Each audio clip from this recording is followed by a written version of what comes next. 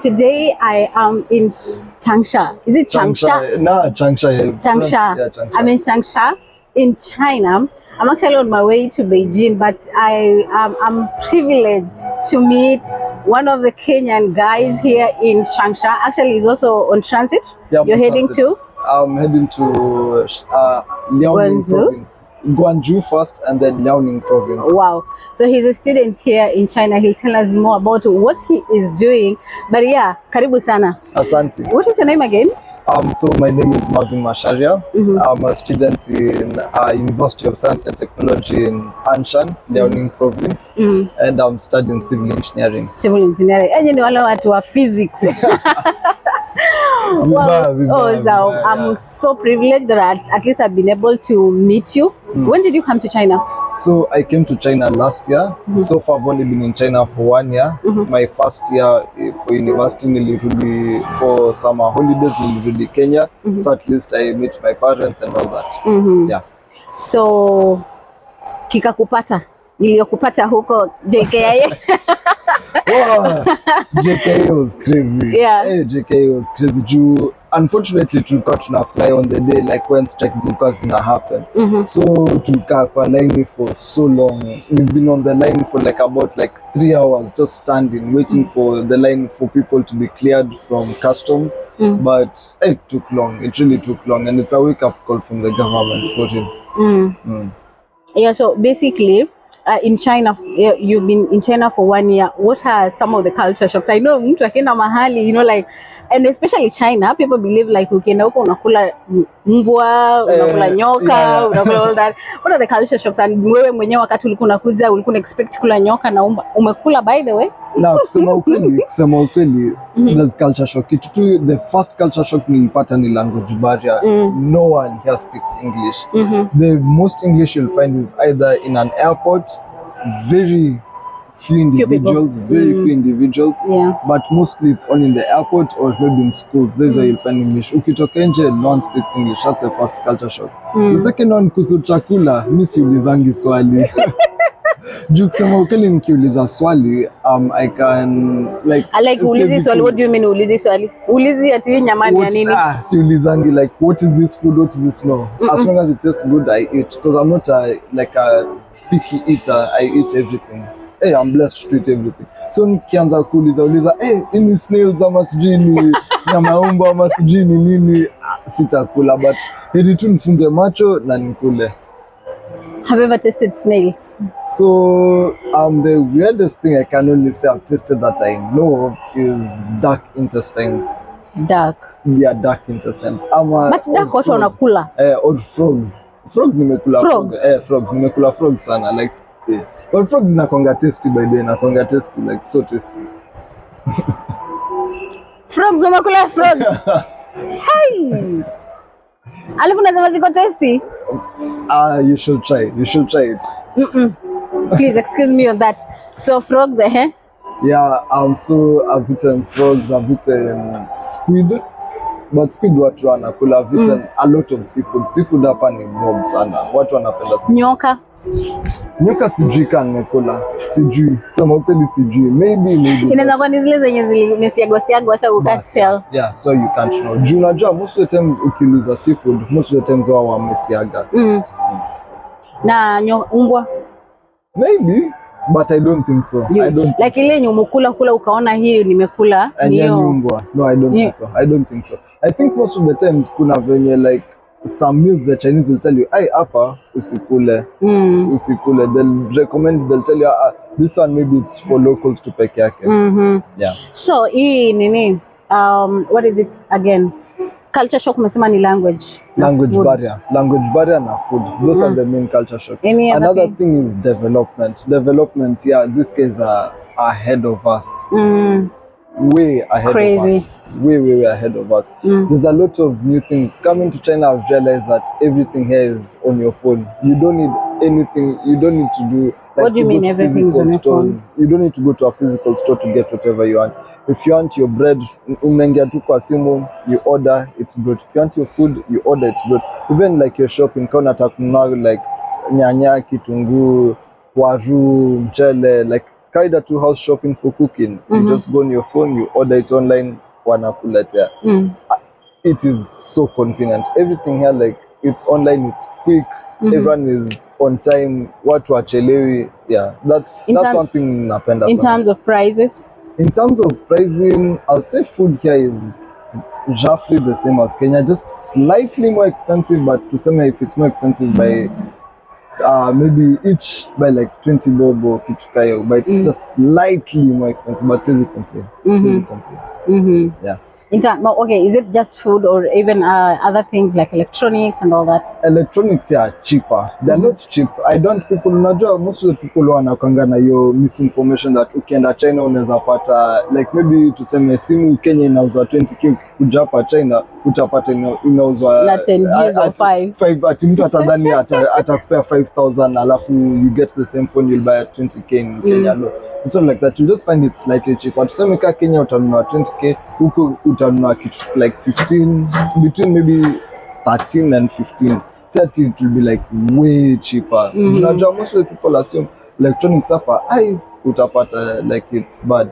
Another thing that nimejua kutoka hapa China, your money is what speaks for you. Your money is what speaks the quality you want. If you want like a high quality thing, you will pay for it. If you want a low quality thing, you will also pay kidogo money for the low quality thing. So to say, we can attack like a microwave. Okay, if you pay like 1,000 yuan, 1,000 yuan is around 20k Kenya money. If you pay 1,000 yuan for a microwave, you'll get a very like high-end microwave. But if you pay like, let's say like, hata unaweza pata microwave ya 50 yuan. 50 yuan is about maybe tuseme 1,000. But the microwave will get siko baya. Quality sasa ndio quote and quote China quality, because tunajua watu wengi wamesema like ukinunua vitu kutoka China ni fake. Vitu fake, yeah. Vitu fake, but ni venye tu Afrika wanapenda kununua the cheap things. Wakikuja hapa wanasema microwave ni tao, wacha ninunue microwave mingi niende niuze Kenya at like 10k. But ukinunua watu watasema hizi ni microwaves za China, watu wapendi. Ni venye tu sisi as Africa we are so used to the mentality of what's the cheapest thing we can get to make so much profit. That's why tutaona like we won't develop into quality things in Kenya as much. Watu tu wameza tunaweza pata nini so cheap, so cheap. Yeah. Yeah. Civil engineering maybe is a course that ungepata huko home and all that. How did you end up here doing the same course? Was it on sponsorship? Was it like your parents decided you to come to China, or how did you end up here? So for civil engineering, I decided to come to China. Currently most of the roads are being built by Chinese. I was coming here in hopes that nikimaliza course naweza ingia one of the Chinese companies, maybe I act as like the Kenyan, as the East African representative to those companies building in East Africa. So I lacked like, if they want to make like, to get people to talk to in Kenya, like nikwe huo mtu wa katikati. Yeah, nikwe like an agent, so at least I can bridge the barrier between them. And also that China, in terms of civil engineering, in terms of roads, buildings, structures, they're first in the world. I chose here because the techniques they use, the type of way they'll build their roads, the type of speed at which they'll build you can't even imagine. So yeah, that's why I chose here, because it's good. So it's not like sponsorship, is the parent who is paying for you? So what advice would you give maybe to other people out there, especially the young people who really want maybe to pursue the same course? So to the young people who want to pursue the same course, the only thing I can tell you is remove the mentality of I want to go to Europe, remove the mentality of I want to go to US, I want to go to UK, I want to go to Australia. Ngambo ni ngambo. Ukikuja hapa China, you will notice that things here are good, things here are beautiful. People have the thought of ukikuja hapa China like it's so backward, bado ni like mtu ana view China as a bad country. They don't view it as like a first world country. China right now is one of the biggest, I think the fastest developing, if not the most developed country in the entire world. So I'll advise them, come to China. It's really nice, and if you're to compare it with places like Europe, US, Canada, Australia, UK, it's considerably cheaper. Considerably cheaper. Now that umekuwa hapa for 1 year plus, umejaribu kuongelesha kuhusu hiyo deni ya Kenya? Kuna vitu vingine. Najaribu kuongelesha kuhusu hiyo deni ya Kenya watusamee. Ama watupatie pay bill tuanze kulipa polepole. I'm just a student. Maybe with time I'll get to know the connections. Actually, it was on a lighter note. That one was on a lighter note anyway. Yeah. So issues zenye zimekuwa China and especially Kenyans most of the time, other than you unasema kwamba people look at it differently. They believe like going to Europe or maybe going to the US ni mahali penye wameenda sasa ngambo. But also people feel like in Asian countries there is a whole lot of racism. Is this something that you have faced? Like are they racist according to you? So kitu naweza sema ni no, hautapata racism huko. Kenya utapata tu is like some sort of like exclusion, because sana there are things that foreigners, see at it racism, there are things that foreigners can do and locals can do. So to say like for example places and restaurants, see at wataki they don't want you, but by government for a restaurant to allow foreigners they need there's some sort of permit they need for a restaurant to allow foreigners to go to there or to sleep there. So see that you'll find racism there. It's just that the laws are put by the government that okay, if you want foreigners to come, if you want to be foreigners, you have to pass through some certain laws and everything. So someone might find it as racism. Maybe umeenda kwa hotel, you want to book a hotel, ukifikapo wamekwambia no, you're not allowed. You see, don't find that as a bad thing. Don't even be annoyed about it. It's just the laws by the government.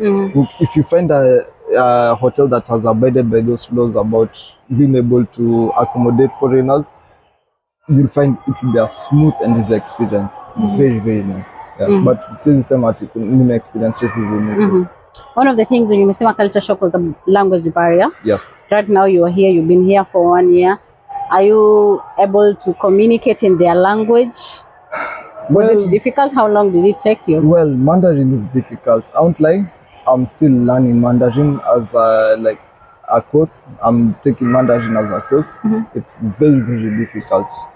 Sizing as I said, I've been here for 1 year. I only know the basics, like greetings, asking for directions, and maybe I can hear a few light basic words. I can't really like speak per se, but I know the basics. Asking for directions, asking if I want to go to the bank, to the toilets, to a hotel, that I can do in Chinese. Yeah, just the basics. Anyone probably who, as I said, they will want to pursue your course. Is it very cheap compared to Kenya, or very expensive? Is it affordable?